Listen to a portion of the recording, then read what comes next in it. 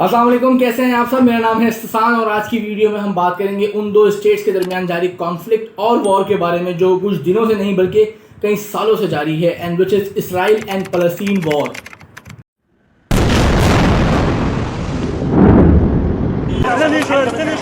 One of the worst nights in Gaza since the start of Israel's war on the enclave. Israel's Prime Minister Benjamin Netanyahu is holding an emergency meeting, and the military says it's striking targets in Gaza in response. Dozens of Israeli soldiers and civilians are being held hostage as part of an unprecedented attack by Palestinian militants on Israeli territory. یہ کہانی شروع ہوتی ہے 1800 کی دہائی کے آخر میں، جب یورپ میں یہودیوں پر پڑتے ہوئے ظلم اور دشمنی کے خلاف کچھ سوالات پیدا ہوئے کہ اس پر کیسے قابو پایا جا سکتا ہے۔ تو بائبل کی وعدہ شدہ سرزمین مڈل ایسٹ فلسطین میں ایک پولیٹیکل موومنٹ زیونسٹ نے یہودیوں کے علیحدہ وطن کی قیادت کی۔ 1920 سے 1947 تک برٹش امپائر کا فلسطین پر مینڈیٹ تھا۔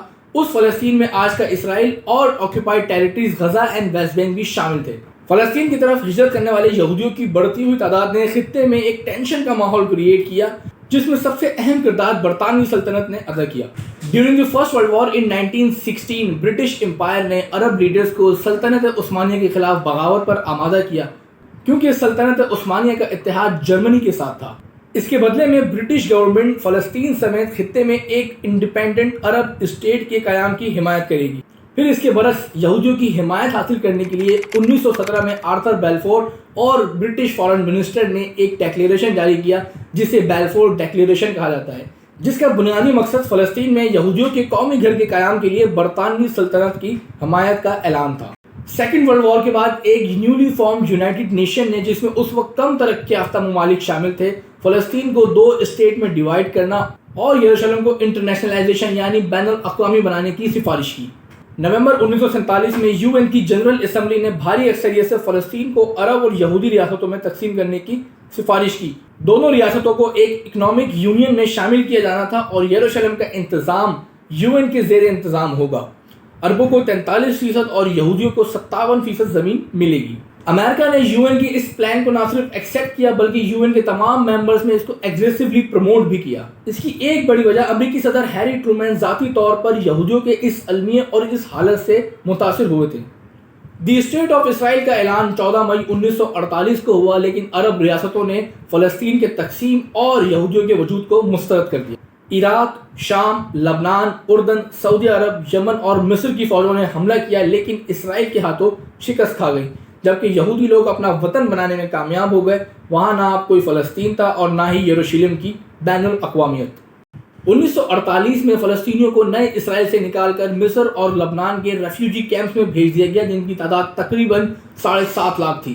بالکل ویسا ہی جیسے کئی یہودیوں کو ارد گرد کے عرب ممالک سے بھی بے دخل کیا گیا تھا۔ زیونسٹ موومنٹ اور یہاں تک کہ بعض عرب ممالک نے بھی بہت سے یہودیوں کو اسرائیل ہجرت کرنے کی ترغیب دی۔ فلسطین کی طرح نکالے گئے یہودیوں کی اکثر زمینیں، بینک اکاؤنٹس یا دیگر املاک کو بھی ضبط کر لیا جاتا تھا۔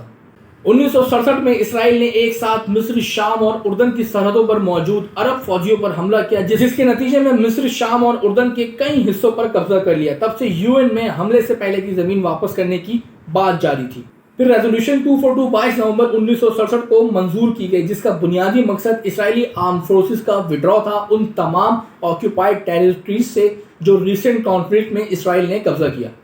1973 میں مصر اور سیریا نے یہودیوں کے مقدس دن یوم کپور پر ان پر حملہ کیا تاکہ وہ ان سے اپنی قبضہ شدہ زمین واپس لے سکیں، لیکن ناکام رہے۔ 1967 کی جنگ کے بعد کئی امن منصوبے تھے، لیکن 1973 کے یوم کپور یا اکتوبر جنگ کے بعد کچھ نہیں ہوا۔ اس کے بعد امن کا ایک نیا موڑ آیا، جیسے کہ نومبر 1977 میں مصری صدر انور سادات کی یروشلم کے تاریخی دورے سے ظاہر ہوا۔ امریکی صدر جیمی کارٹر نے اس نئے مزاج کا فائدہ اٹھایا اور صدر سادات اور اسرائیلی وزیر اعظم میناچم بیگن کو انوائٹ کیا واشنگٹن کے قریب کیمپ ڈیوڈ اکارڈ 1978 کے نام سے مشہور کیمپ ڈیوڈ میں صدارتی اعتکاف سے بات چیت کے لیے۔ یہ بات چیت 12 دن تک جاری رہی اور اس کے نتیجے میں 2 معاہدے ہوئے۔ پہلا معاہدہ مڈل ایسٹ میں ایک پیس پروسیس کا فریم ورک تھا اور دوسرا معاہدہ اسرائیل اینڈ مصر کے درمیان ایک پیس پروسیس کا فریم ورک تھا۔ یہ کسی بڑے عرب ملک کی طرف سے اسرائیل کو بطور ریاست تسلیم کرنے کا پہلا واقعہ تھا اور اس نے اسرائیل کی پوزیشن کو کافی حد تک مضبوط کیا۔ 1978 میں جنوبی لبنان سے حزب اللہ کے بڑھتے ہوئے حملوں کی وجہ سے جہاں اب بھی فلسطینی پناہ گزین موجود تھے، اسرائیل نے لبنان پر حملہ کر دیا۔ 1982 میں اسرائیل بیروٹ کی طرح لبنان تک چلا گیا اور 1985 میں اسرائیل نے جنوبی لبنان کی پٹی کو ایک سیکیورٹی زون قرار دے دیا۔ دونوں طرف سے بے شمار شہری مارے گئے، اسرائیلی افواج پر الزام بھی عائد کیا گیا، لیکن 22 سال بعد اسرائیل مئی 2000 میں پیچھے ہٹ گیا۔ 1980 کی دہائی کے آخر میں فلسطینی بغاوت یعنی انتفاضہ آیا۔ انیشلی طور پر یہ ایک نان وائلنس موومنٹ تھی، بٹ مین اسٹریم میڈیا نے اس کے وائلنس پر زیادہ توجہ دی۔ نوجوان فلسطینیوں نے اسرائیلی فوجیوں کا مقابلہ سوائے گلیل اور پتھروں کے کچھ نہیں کیا۔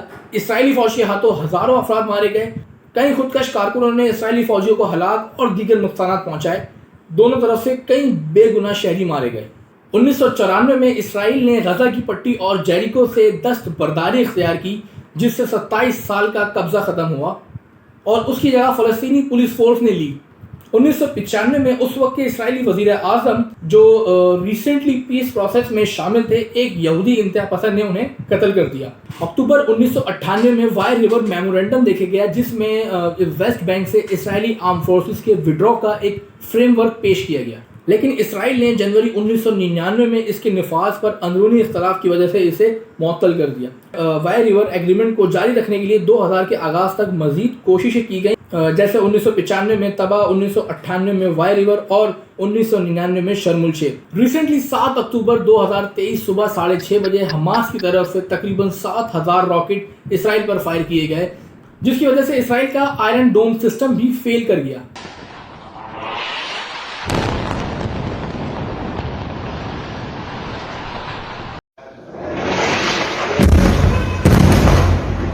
حماس ایک فلسطینین آرگنائزیشن ہے جو کہ میڈیٹرینین سی کے کنارے پر موجود غزہ اسٹرپ کو کنٹرول کرتی ہے۔ ویسے تو اسرائیل اور حماس کے درمیان کانفلکٹ کئی سالوں سے جاری ہے، بٹ حماس نے اس اٹیک کو آپریشن الاقصی فلڈ کا نام دیا، جس میں حماس نے اسرائیل پر ملٹی ڈائمینشنل وے سے اٹیک کیا، جیسے زمین سے، سمندر سے اور ہوا سے۔ اس اٹیک کا اصل مقصد اسرائیل کا غزہ پر 15 سالہ قبضہ ختم کرنا اور اس اٹیک کا جواب دینا ہے جو اسرائیل نے اسی سال 4 اپریل 2023 کو مسجد اقصی پر رمضان میں نماز کے بعد کیا تھا، جس میں 50 سے زیادہ افراد شدید زخمی اور 400 سے زائد افراد گرفتار کیے گئے تھے۔ اس کے بدلے میں اسرائیلی پرائم منسٹر بینجامن نیتن یاہو نے بھی ایک وار ڈکلیئر کی اور حماس کے اگینسٹ ویسٹ بینک اور غزہ پر راکٹ فائر شروع کر دیے۔ אזרחי ישראל, אנחנו במלחמה, לא במבצע, לא בסבבים, במלחמה. הבוקר חמאס פתח במתקפת פתע רצחנית נגד מדינת ישראל ונגד אזרחיה. אנחנו בתוך זה משעות הבוקר המוקדמות. האויב ישלם מחיר שהוא לא ידע כמותו. אני קורא בינתיים לכל אזרחי ישראל להישמע בקפדנות להנחיות הצבא, להנחיות פיקוד העורף. אנחנו במלחמה ואנחנו ננצח בה.